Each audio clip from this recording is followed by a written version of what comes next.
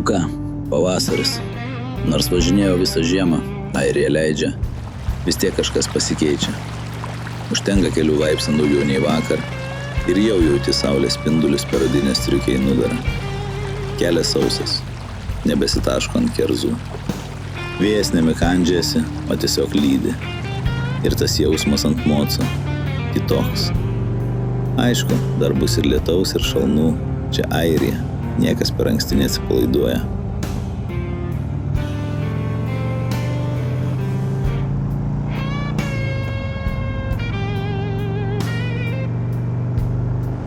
Bet tokia diena džiugina, kai gali pažaboti žirgą ir nesukti galvos dėl lietaus kombinezonų. Ir tada pagauni save galvojant. Gal čia ir yra ta laisvė. Tas paprastas jausmas, kai nereikia niekam nieko įrodinėti. Tiesiog važiuoji.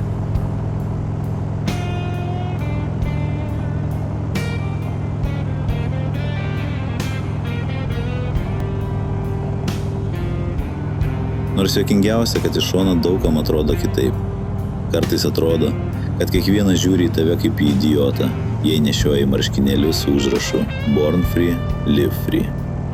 Gimiau laisvas, gyvenu laisvai.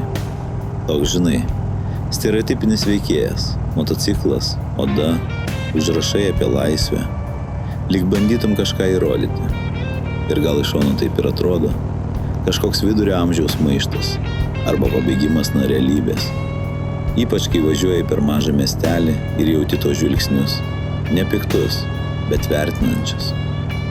Na jo, dar vienas, kuris galvoja, kad yra laisvas.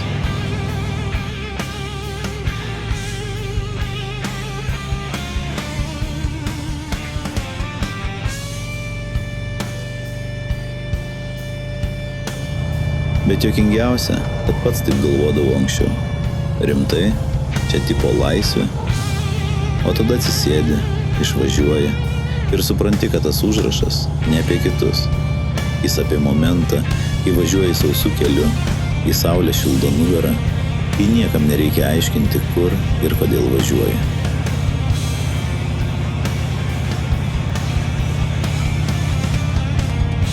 Ir galbūt iš šono tai atrodo kvaila.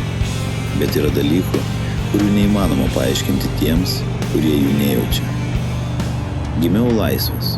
Skamba gražiai, skamba drąsiai. Bet kai pagalvoji, ar tikrai? Aš gimiau dar tada, kai Tarybų sąjunga buvo realybė. Ir jau vaikystėje jutau, kad ta laisvė buvo labai sąlyginė.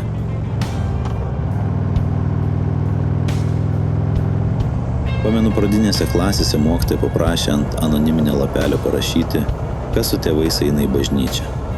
Anoniminio. Grįžau namo ir papasakojau. Ir namuose kilo panika. Ne todėl, kad kažką blogo padarėme, o todėl, kad pagal raštą vis tiek atpažins.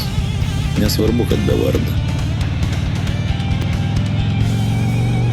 Tai buvo pirmas kartas, kai supratau. Yra dalykų, kurių negalima sakyti garsiai. Yra vietų, kur reikia tylėti. Yra pasirinkimų, kurie gali kainuoti. Gal jau nebetremdavo į Sibirą kaip anksčiau, bet sistema vis tiek veikia. Jei nori geresnio atlyginimo, turi būti savas. Jei nori paaukštinimo, turi priklausyti partijai. Tik komunistai galėjo kilti aukščiau. Ir tada pagalvoju, ar tikrai gimiau laisvas?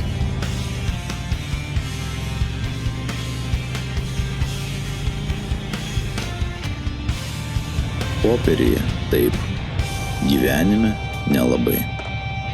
Ir gal todėl šiandien tas užrašas gimiau laisvas man reiškia visai ką kitą. Ne maištą, ne pozą, ne bandymo pasirodyti, o galimybę.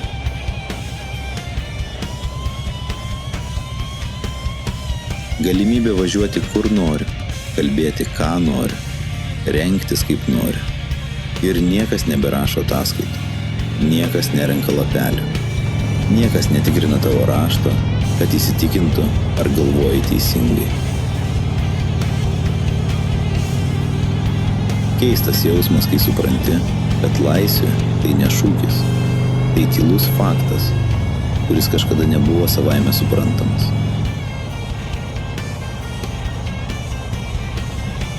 Ir gal todėl dabar taip stipriai jaučiasi tie paprasti dalykai. Pavasaris. Keli laipsniai daugiau nei vakar. Saulė, kuri šildo per odinę striukę. Sausas kelias. Nebesitaško ant kerzų. Užsidedi šalmą, užvedi variklį ir išvažiuoji.